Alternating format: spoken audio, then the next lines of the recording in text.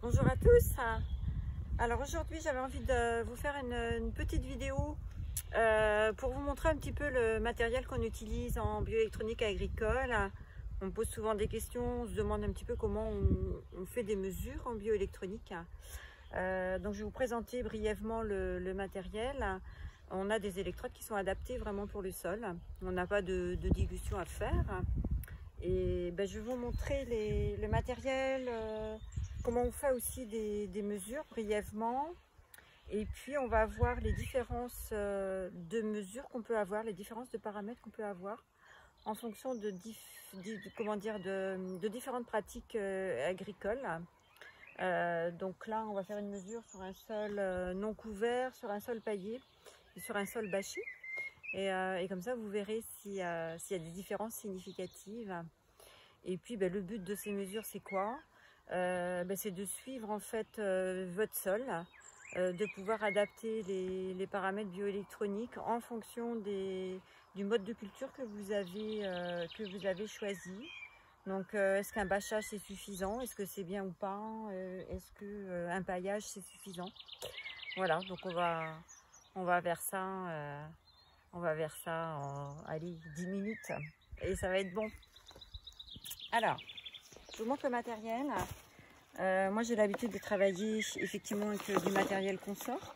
Donc chez Consort on a deux appareils, mais voilà, celui qu'on utilise en agricole, c'est d'un petit appareil, vous voyez, qui est portable, c'est ce qu'on appelle le 5010, et qui me permet d'avoir mes 3 électrodes. Donc voilà, je vais pouvoir du coup mesurer mon pH, mon redox et ma conductivité.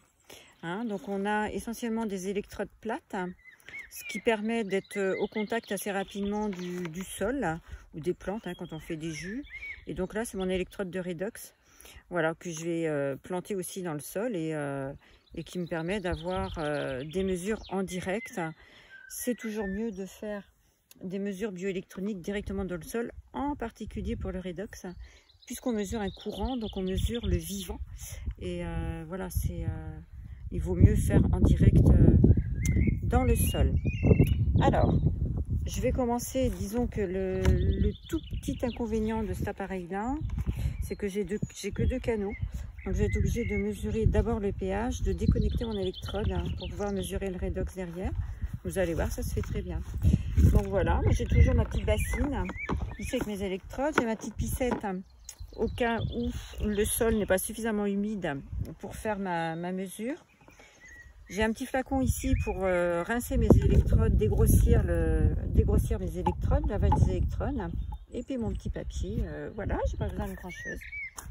Allez, c'est parti. Donc on va aller faire une mesure sur une petite parcelle de pommes de terre.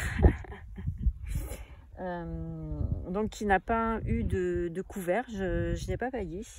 Voilà. Je voulais voir la différence en fait de pH redox. Il faut savoir que le jardin a été travaillé au même moment et que j'ai mis la même chose dessus.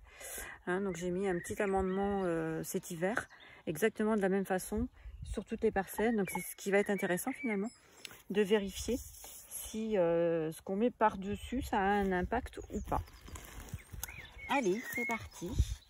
Donc je vais, pour le besoin de la vidéo, juste faire une mesure de surface. Je ne vais pas faire, normalement on fait surface et profondeur. Mais voilà, c'est juste pour montrer comment on travaille. Alors.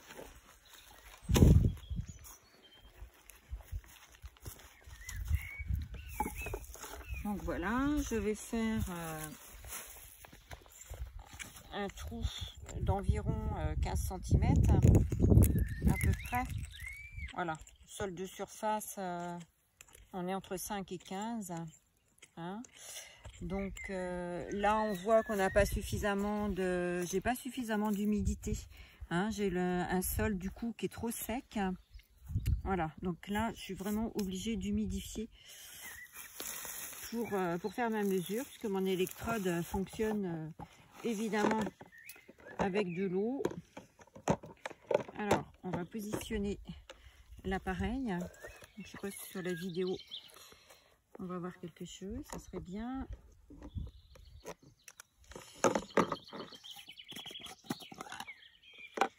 je vais rincer d'abord mes électrodes.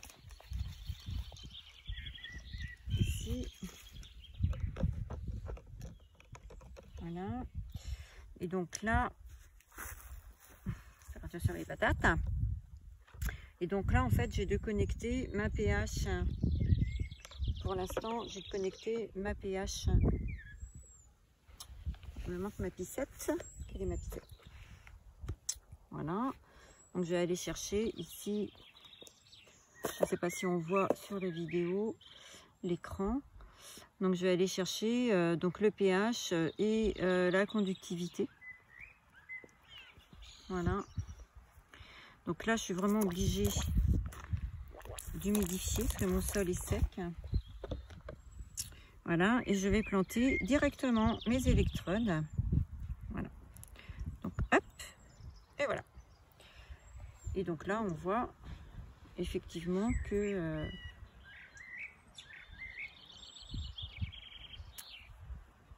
j'ai une mesure qui se stabilise assez rapidement.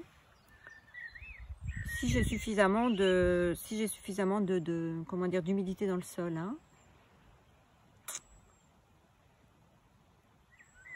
Donc voilà, on va revenir après. Je vais aller chercher ici ma conductivité. Pardon.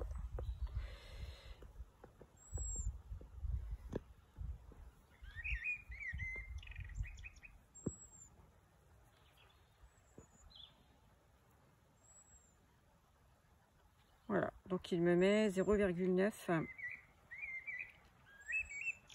millisiemens. Voilà, et puis je vais revenir sur mon pH, donc à peu près, hein, voilà, on voit que ça se stabilise quand même relativement vite. Ça veut dire qu'il y a suffisamment d'humidité dans le sol pour que mon électrode elle fonctionne. Donc je vais revenir ici sur mon pH pour voir, on est à peu près à 5,89 dans mon souvenir. Voilà, ça a baissé encore un petit peu.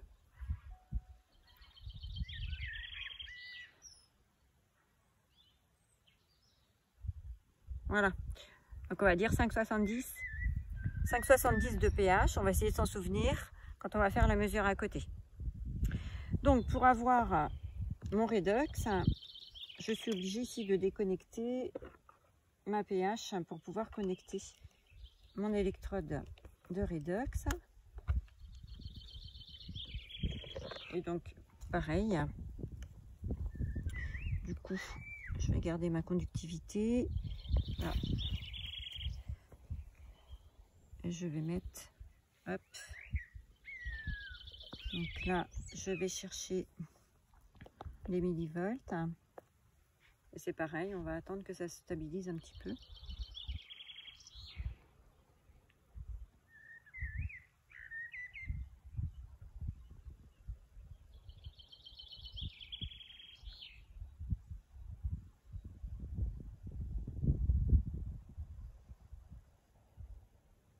Donc je vois d'emblée que j'ai un sol qui est oxydé, ce qui n'est pas étonnant puisqu'il est non couvert.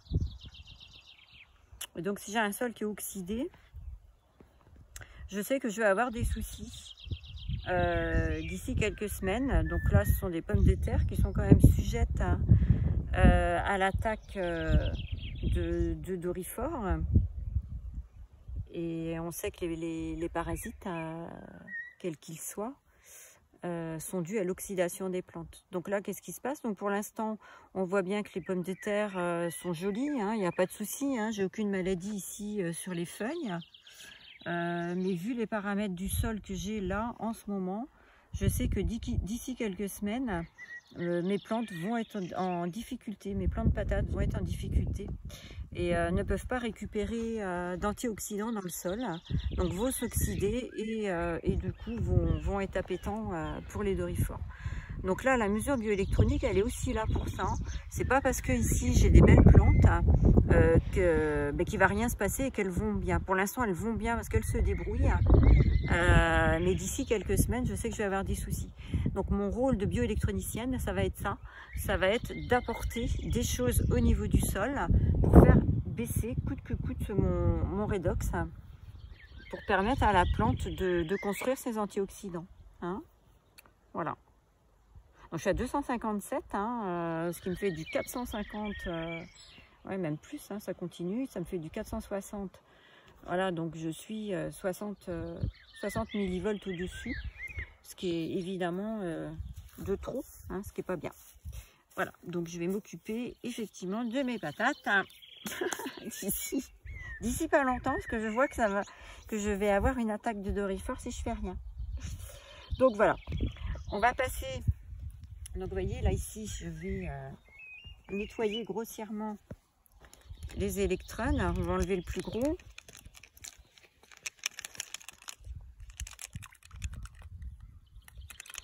Voilà.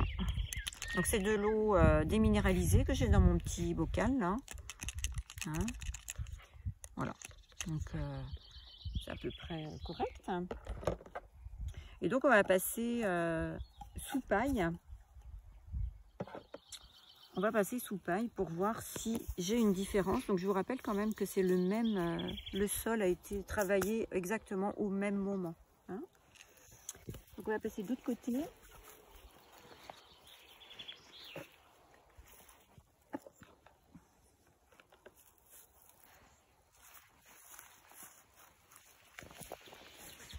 Et donc pareil, hein, je vais faire un petit trou. Donc déjà, on voit ici que la terre est moins sèche. Hein. On a de l'humidité. Voilà, on sent la terre humide et c'est quand même le but du paillage. Hein. Donc la paille fait déjà son travail de maintenir l'humidité. Hein. Et du coup, on va voir si on a vraiment une différence. Alors c'est pas suffisamment humide malgré tout. Je suis obligée quand même de mouiller un petit peu parce que j'ai pas suffisamment d'humidité pour que mon électrode fonctionne correctement. Ça marche pas toujours comme on veut. Voilà. Alors, mais du coup, je vais garder ici. Donc on était à 460, je crois, hein, en souvenir.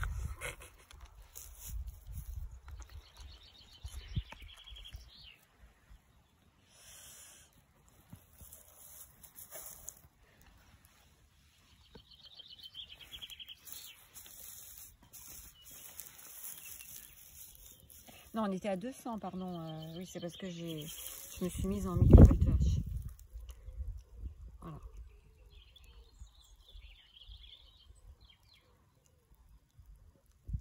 Donc là, le constat, c'est que le paillage n'a pas d'incidence sur les millivolts, parce que c'est encore plus haut.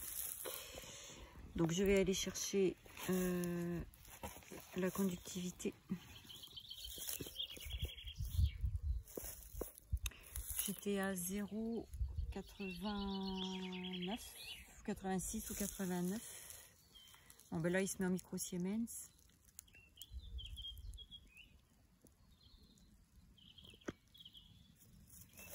Donc en fait l'appareil va changer d'unité automatiquement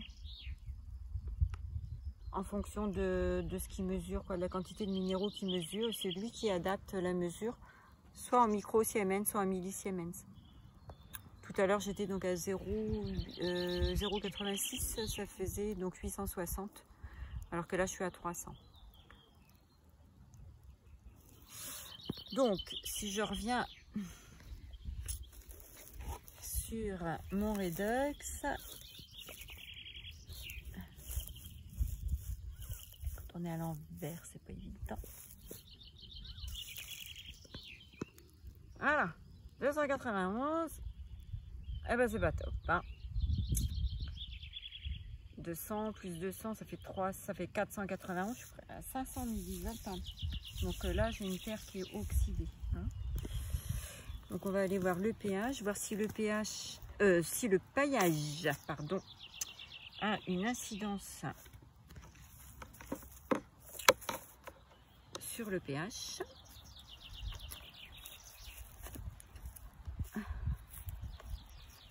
Je vois pas ce que je fais, hein, c'est pas évident.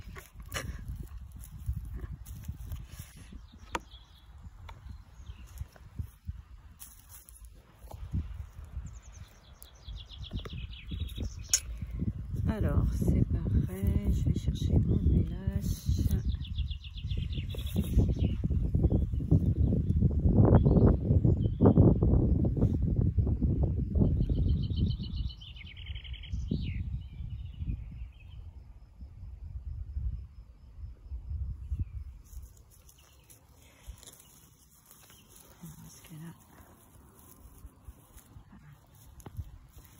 Vérifie si on est bien en contact du sol.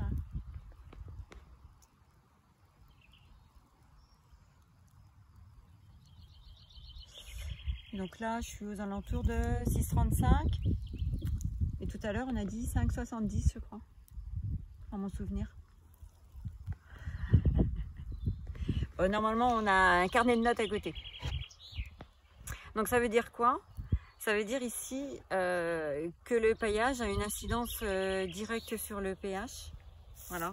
C'est de toute façon, voilà, c'est par le fait que ça maintient l'humidité, ça va modifier en partie le pH. Mais la paille se dégrade, donc là c'est la deuxième fois que j'en mets.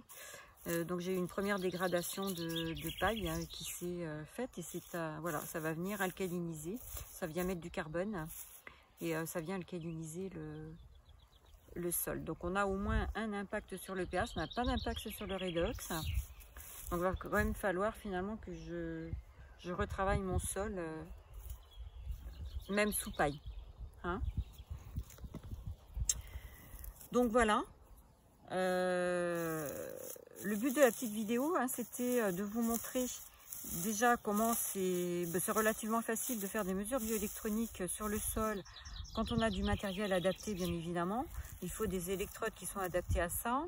Vous n'avez pas besoin de faire de dilution de sol. À partir du moment où on fait des dilutions, on va modifier les pH, les redox, on peut même inverser en fait les tendances.